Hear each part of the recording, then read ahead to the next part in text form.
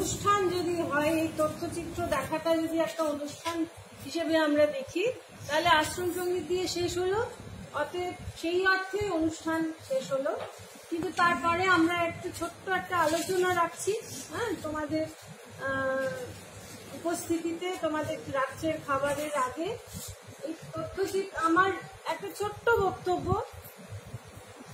সেটার দুটি বিষয়। এক হচ্ছে তথ্যচিত্রটি যেটা দেখলে, আর দ্বিতীয় কথাটা হচ্ছে তথ্যচিত্রের পরিচালককে নিয়ে। প্রথম হচ্ছে তথ্যচিত্রটা একটা খুব বড় শূন্যতা পূরণ করলো আমাদের কাছে।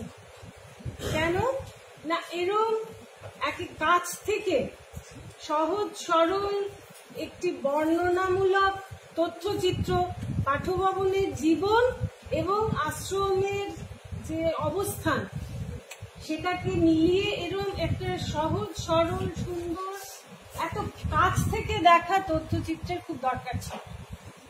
আছে প্রচুর দেশ বিদেশের অনেক তথ্যচিত্র আছে, কিন্তু একজন ছাত্রের দৃষ্টিতে এরকম তথ্যচিত্র কিন্তু খুব বেশি নেই। সেই জায়গায় এটা একটা বড় শূন্যতা পূরণ করলো, যেটা পেয়ে আমরা সবাই খুব খুশি। তোমরা খুশি তো? ভালো লেগেছে? সব চেনা জায়গাগুলো, সব চেনা কাজগুলো যখন এরকম ভাবে ছবির মাধ্যমে আমরা দেখছি পর্দায়, তখন আনন্দটা আরো বেশি করে হচ্ছে, তাই না?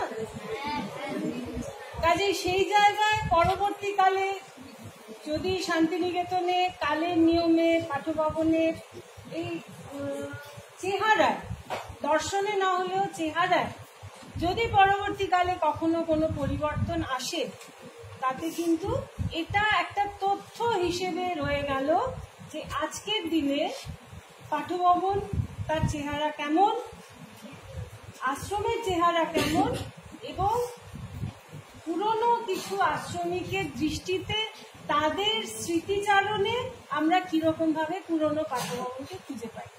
কাজে এটা একটা খুব গুরুত্বপূর্ণ তথ্য আমাদের কাছে রয়ে গেল, যেটা পরবর্তীকালে আমাদের কাজে লাগবে বলে আমরা মনে করছি। দ্বিতীয় কথাটি হচ্ছে পরিচালককে নিয়ে। সে আমাদের স্নেহাস্পদ ছাত্র শয়ন বসু, তোমাদের শয়ন দাদা, আমাদের অনেকের বন্ধু, অনেকের দাদা, অনেকের ছোট ভাই। এখন এর সম্বন্ধে বলতে গেলে একটা বিশেষণ আমার মাথায় খুব আসছে, যেটা খুব প্রচলিত নয়, সেটা হচ্ছে নাছোড়বান্দা। শুনেছ নাছোড়বান্দা? যে ছাড়ে না, যে বান্দা কিছুকেই ছাড়ে না। স্বয়ং হচ্ছে সেই প্রজাতির মানুষ। ও যে ঠিক করেছে এটা করবে, যেদিন থেকে ও ঠিক করেছে এই ভাবনা আর তার বাস্তবায়ন, ধরে নিচ্ছি সম্পূর্ণ ওর অভিভাবকরা নিশ্চয়ই সাহায্য করেছেন, শিক্ষকরা সাহায্য করেছেন, কিন্তু ওর নিজস্ব ক্ষমতায় ও এটিকে তৈরি করেছে। এই জন্যই বলছি নাছোড়বান্দা, কারণ ও ঠিক করেছে ও এটা করবে, এবং ও ওটা করে শেষ পর্যন্ত তাকে পর্দায় তুলে ছাড়বে। এর জন্য কিন্তু ওকে আমরা সকলে সাধুবাদ দিই, বাহবা জানাই। কারণ এই কিছুটা খ্যাপামি পাগলামি যেটা পাঠভবনের জন্য অত্যন্ত দরকার, সেটা ওর মধ্যে আছে, এবং সেই খ্যাপামি পাগলামির জোরেই আজকে এই অবধি ওটাকেও টেনে নিয়ে এলো।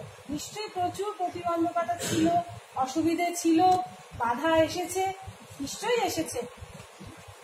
সেগুলোকে অতিক্রম করে আজকে কিন্তু আমরা একটা তথ্যচিত্র ওর তৈরি হাতে পেলাম, যেটা আমাদের সকলের কাছে একটা সম্পদ হয়ে রইল। এটা ধরে নিচ্ছি আমরা সবাই বানিয়েছি, তোমাদের ওতে ছোট ছোট ইন্টারভিউ আছে, তোমাদের রোজকার হাঁটা চলা, গান গাওয়ার ছবি আছে, কাজে তোমরাও এর অংশ। তবে আমাদের পক্ষ থেকে আমরা আমাদের ছাত্র স্বয়ংকে সাধুবাদ জানাই, যারা সাহায্য করেছেন তাদের ধন্যবাদ জানাই, এবং তোমাদেরকে বলি এরকম ভাবে আরো প্রচেষ্টা কিন্তু চালিয়ে যেতে হবে। এই ধরনের কাজে পাঠভবন সবসময় উৎসাহ দিয়ে এসেছে এবং আগামী দিনেও দেবে। শুভ সন্ধ্যা, সকলে ভালো থেকো।